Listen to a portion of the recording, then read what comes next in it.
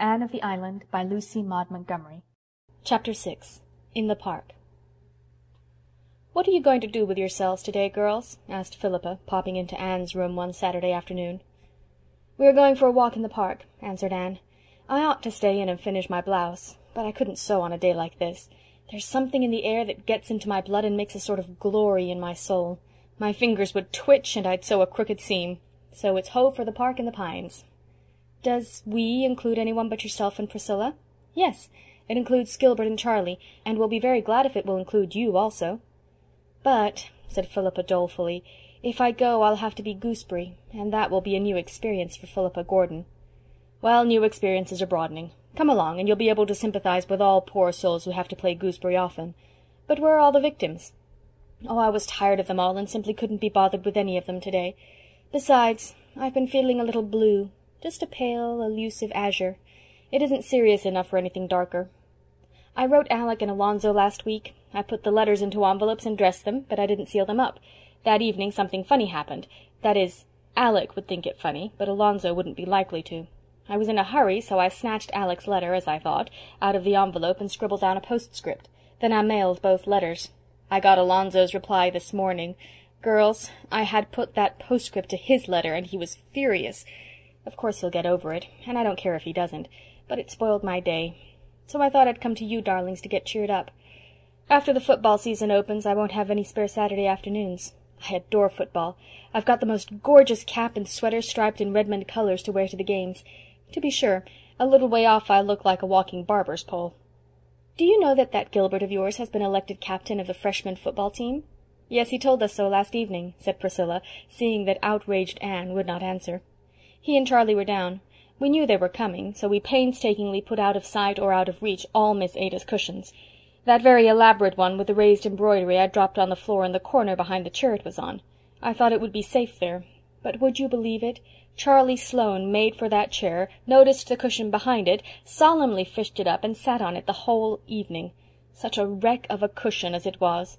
Poor Miss Ada asked me today, still smiling, but oh, so reproachfully, why I had allowed it to be sat upon.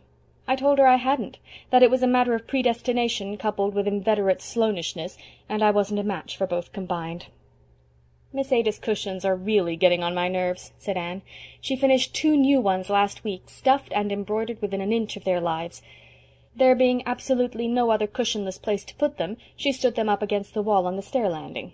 They topple over half the time, and if we come up or down the stairs in the dark we fall over them.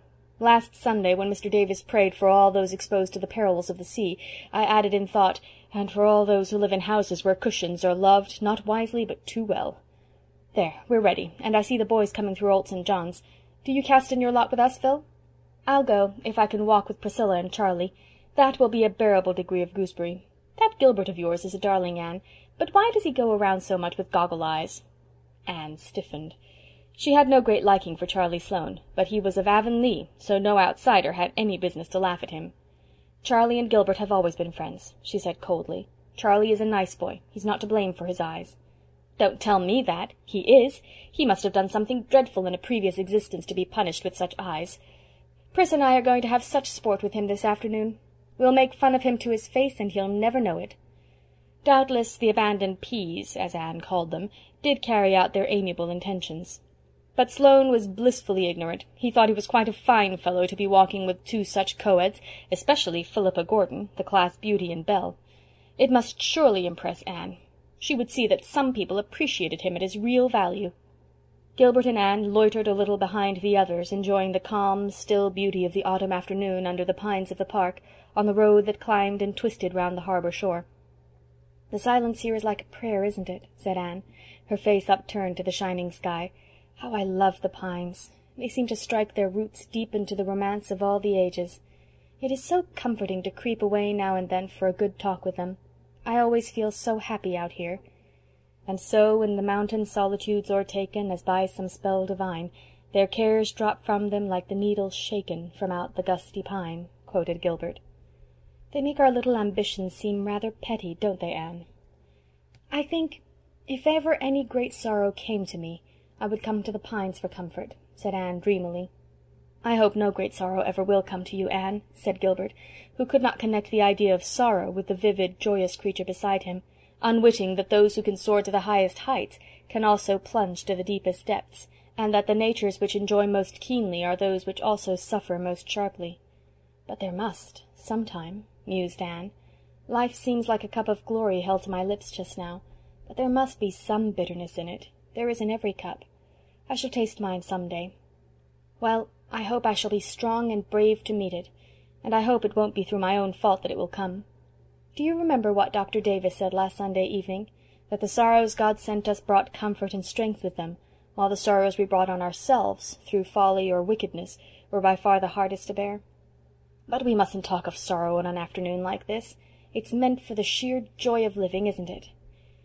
If I had my way, I'd shut everything out of your life but happiness and pleasure, Anne," said Gilbert, in the tone that meant danger ahead. "Then you would be very unwise," rejoined Anne hastily. "I'm sure no life can be properly developed and rounded out without some trial and sorrow, though I suppose it is only when we are pretty comfortable that we admit it. Come, the others have got to the pavilion and are beckoning to us." They all sat down in the little pavilion to watch an autumn sunset of deep red fire and pallid gold. To their left lay Kingsport, its roofs and spires dim in their shroud of violet smoke. To their right lay the harbour, taking on tints of rose and copper as it stretched out into the sunset. Before them the water shimmered, satin smooth and silver grey, and beyond, clean-shaven William's Island loomed out of the mist, guarding the town like a sturdy bulldog. Its lighthouse beacon flared through the mist like a baleful star, and was answered by another in the far horizon. "Did you ever see such a strong-looking place?" asked Philippa. "I don't want William's Island especially, but I'm sure I couldn't get it if I did. Look at that sentry on the summit of the fort, right beside the flag. Doesn't he look as if he had stepped out of a romance?" "Speaking of romance," said Priscilla, "we've been looking for heather, but of course we couldn't find any. It's too late in the season, I suppose." "Heather!" exclaimed Anne. "Heather doesn't grow in America, does it?" "There are just 2 patches of it in the whole continent," said Phil. "One right here in the park, and one somewhere else in Nova Scotia, I forget where. The famous Highland Regiment, the Black Watch, camped here one year, and when the men shook out the straw of their beds in the spring, some seeds of heather took root." "Oh, how delightful!" said enchanted Anne. "Let's go home around by Spofford Avenue," suggested Gilbert. "We can see all the handsome houses where the wealthy nobles dwell. Spofford Avenue is the finest residential street in Kingsport. Nobody can build on it unless he's a millionaire." "Oh, do," said Phil. "There's a perfectly killing little place I want to show you, Anne. It wasn't built by a millionaire. It's the first place after you leave the park, and must have grown while Spofford Avenue was still a country road. It did grow, it wasn't built. I don't care for the houses on the avenue. They're too brand new and plate-glassy. But this little spot is a dream, and its name— oh, but wait till you see it." They saw it as they walked up the pine-fringed hill from the park. Just on the crest, where Spofford Avenue petered out into a plain road, was a little white frame house with groups of pines on either side of it, stretching their arms protectingly over its low roof. It was covered with red and gold vines, through which its green-shuttered windows peeped. Before it was a tiny garden, surrounded by a low stone wall. October though it was, the garden was still very sweet, with dear, old-fashioned, unworldly flowers and shrubs, sweet may, southernwood, lemon verbena, alyssum, petunias, marigolds, and chrysanthemums. A tiny brick walk in herringbone pattern led from the gate to the front porch.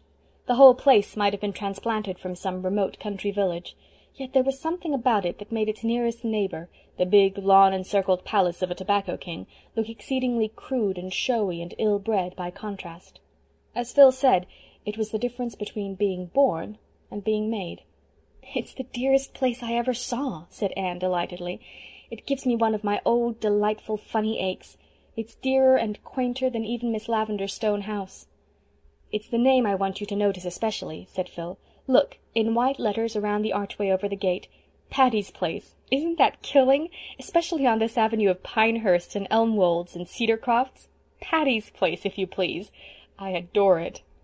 "Have you any idea who Patty is?" asked Priscilla. "Patty Spofford is the name of the old lady who owns it, I've discovered. She lives there with her niece, and they've lived there for hundreds of years, more or less. Maybe a little less, Anne. Exaggeration is merely a flight of poetic fancy. I understand that wealthy folk have tried to buy the lot time and again. It's really worth a small fortune now, you know, but Patty won't sell upon any consideration. And there's an apple orchard behind the house in place of a backyard. You'll see it when we get a little past. A real apple orchard on Spofford Avenue." "I'm going to dream about Patty's Place tonight," said Anne. "Why, I feel as if I belonged to it. I wonder if by any chance we'll ever see the inside of it." "It isn't likely," said Priscilla. Anne smiled mysteriously. "No, it isn't likely. But I believe it will happen. I have a queer, creepy, crawly feeling. You can call it a presentiment if you like, that Patty's Place and I are going to be better acquainted yet." End of Chapter 6.